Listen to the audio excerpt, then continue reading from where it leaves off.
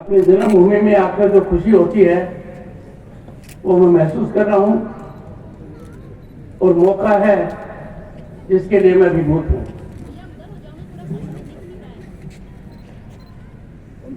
विवेकानंद केंद्र कन्याकुमारी के अध्यक्ष श्रद्धेय आदरणीय ए बालाकृष्ण जी और मैं उनका अत्यंत आभारी हूं।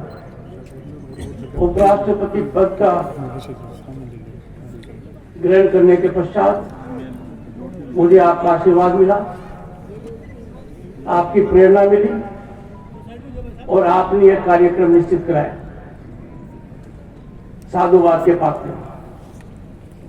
रामकृष्ण मिशन के स्वामी आत्मनिष्ठानंद जी, राजस्थान सरकार के ऊर्जा मंत्री बंवर सिंह भाटी जी, श्री आर के अग्रवाल जी, अध्यक्ष विवेकानंद संदेश यात्रा राज्य आयोजन समिति और राज्य के बहुत ही वरिष्ठ अधिवक्ता, समाज में बहुत प्रतिष्ठित स्थान है। मैं मानकर चलता हूं उनका योगदान बहुत सार्थक रहेगा। मेरे साथ भारत सरकार के खनिज विभाग में सचिव वरिष्ठ IAS अधिकारी विवेक भारद्वाज जी, मंचासीन महानुभाव और सबसे महत्वपूर्ण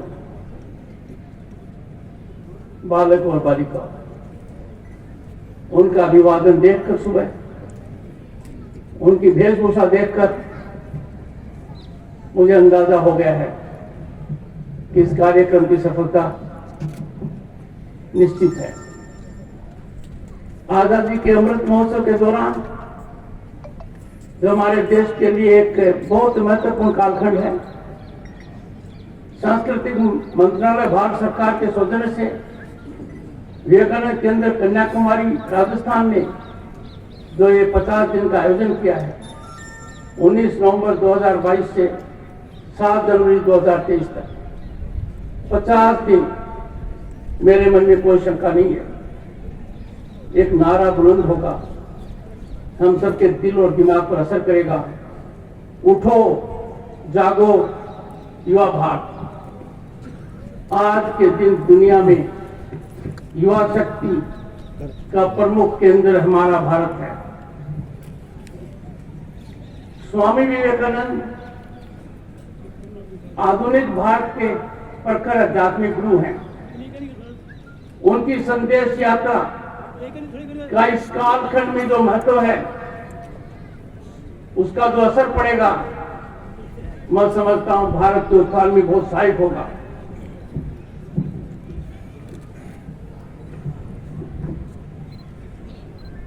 ये सुयोग है कि यात्रा का शुभारंभ, जैसा अध्यक्ष जी ने कहा, एकनाथ राणे जी की जयंती के दिन हुआ है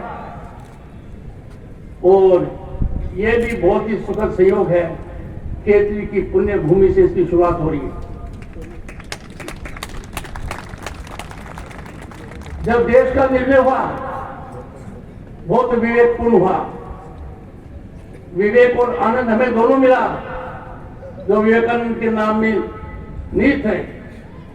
और राष्ट्रीय युवा दिवस विवेकानंद जी की जयंती पर मनाया जाता है। ये बहुत ही सिग्निफिकेंट डेवलपमेंट है। हमारी युवा शक्ति के लिए हम वो सब साधन उपलब्ध करें कि वो अपने टैलेंट और पोटेंशियल को पूरी तरह एक्सप्लोर कर पाए।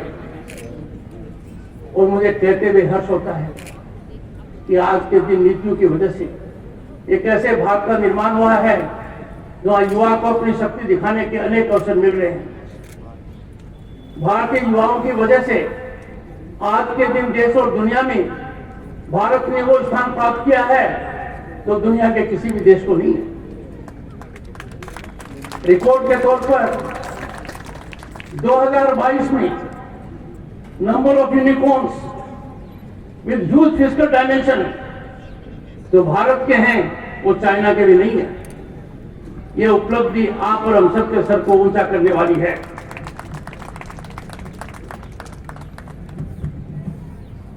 इस यात्रा का महत्व आजादी के अमृत काल में बहुत ज्यादा है। आज के दिन हमें समझने की आवश्यकता है, जब पूरा विश्व एक संकट को झेल रहा है, पूरा विश्व थरा रहा है, भारत अकेला एक ऐसा देश है जिसने दुनिया को एक रास्ता दिखाया है। 1 अप्रैल 2020 से 80 करोड़ से ज्यादा लोगों को मुफ्त भोजन उपलब्ध कराया जा रहा है। दुनिया के नेताओं को जब ये पता लगता है, उनको विश्वास नहीं होता है। और ये कार्यक्रम आज भी चल रहा है, और आप सबको जानकारी है कि पूरे देश में चावल हो, सीरियल हो, पल्स हो, उपलब्ध कराई जा रही है। कौन सा देश डंका बजाकर ये कह सकता है कि 250 करोड़ से ज्यादा वैक्सीनेशन, पहला डोज, दूसरा डोज और बूस्टर डोज, ये उपलब्धि भारत ने की। हमारी संस्कृति के अनुरूप हमने मामला हमारे तक सीमित नहीं रखा। कंबोडिया की मेरी यात्रा के दौरान जब मैंने कई शासक अध्यक्षों को बताया कि कोविड वैक्सीन के मामले में भारत ने कितनी सहायता अन्य देशों की की है, वो अभिभूत थी। दुनिया हमारे लिए एक कुटुंब है, और इसी भावना को लेकर आज के दिन भारत बहुत आगे बढ़ रहा है। केतली से स्वामी जी का बहुत गहरा संबंध है। केतली वो स्थान है जहां स्वामी जी को अपना नाम मिला, विवेकानंद। जब मैं और मेरी धर्मपत्नी डॉक्टर सुदेश धनखड़ अमेरिका गए, शिकागो में हम उस स्थान पर गए एक से ज्यादा बार, जहां दुनिया में भारत का डंका बजाने का काम स्वामी जी ने किया। स्वामी जी का शिकागो का भाषण आज भी हमारे कानों में गूंजता है, जब उन्होंने कहा brothers and sisters of America, तो एक तरीके से बहुत बड़ा संकेत उन्होंने हमारी संस्कृति का किया। स्वामी जी ने 11 सितंबर को जो बात कही, उसका एक अंश मैं आपके समक्ष रखूंगा। आई कोट, और ये स्वामी जी के शब्द हैं। हमें इन शब्दों पर गहरा ध्यान देना चाहिए, चिंतन और मंथन करना चाहिए कि उस महापुरुष ने उस कालखंड में अमेरिका में जाकर विश्व के धर्म संसद के अंदर इस बात को गूंज से कहा। आई कोट स्वामी जी के शब्द। मुझे गर्व है कि मैं उस धर्म से हूं जिसने दुनिया को सहिष्णुता और सार्वभौमिक स्वीकृति का पाठ पढ़ाया है। हम सिर्फ सार्वभौमिक सहिष्णुता पर ही विश्वास नहीं करते, बल्कि हम सभी धर्मों का सच के रूप में स्वीकार करते हैं। मुझे गर्व है कि मैं उस देश से हूं जिसे सभी धर्मों और सभी देशों के सताए गए लोगों को अपनी यहां शरण दी है। अनकोट। ये शब्द नहीं है, ये हमारी ऐतिहासिक पृष्ठभूमि है। भारत वो देश है जिसने कभी किसी दूसरे की एक इंच भूमि लेने का भी प्रयास नहीं किया। हमने आक्रमण बर्दाश्त किए हैं, हमने हमारे संस्कृति के ऊपर कुठाराघात देखा है, पर आपको एक उदाहरण नहीं मिलेगा जब किसी ने हमारी संस्कृति में विश्वास व्यक्त करते हुए किसी और के धर्म पर प्रहार किया।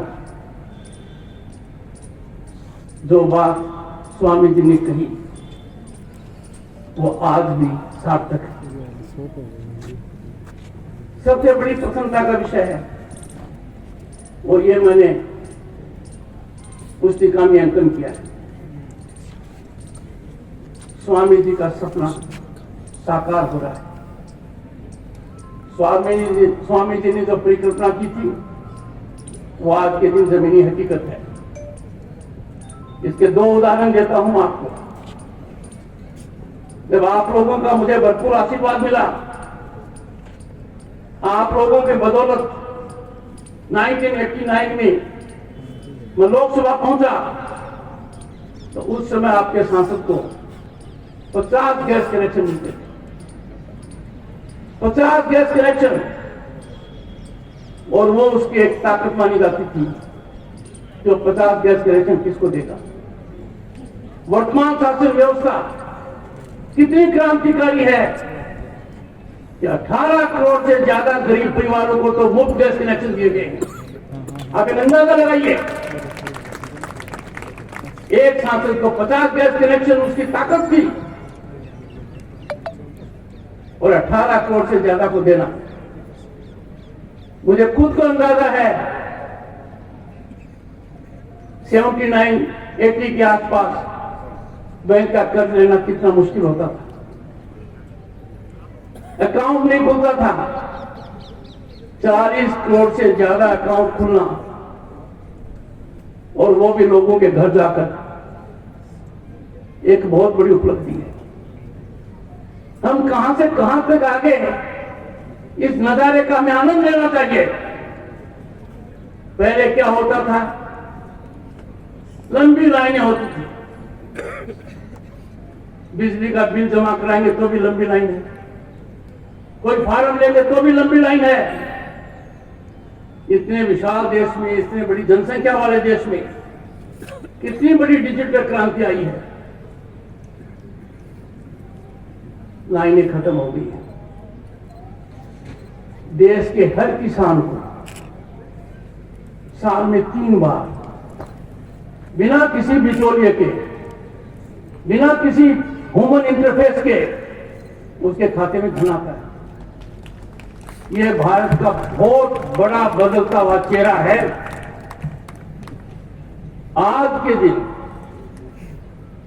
दुनिया के देशों में राज किया, उनकी अर्थव्यवस्था को पछाड़कर दुनिया में 5वां स्थान प्राप्त किया। सोचिए, लोग कितना शक करते थे कि यह दावा कैसे किया जा रहा है, भारत दुनिया की 5 बड़ी अर्थव्यवस्था में कैसे आएगा। यह कीर्तिमान कुछ महीने पहले अर्जित किया गया है, और मैं दावे के साथ कह सकता हूं, इस दशक के अंत तक भारत दुनिया की 3 बड़ी अर्थव्यवस्थाओं में से एक होगा।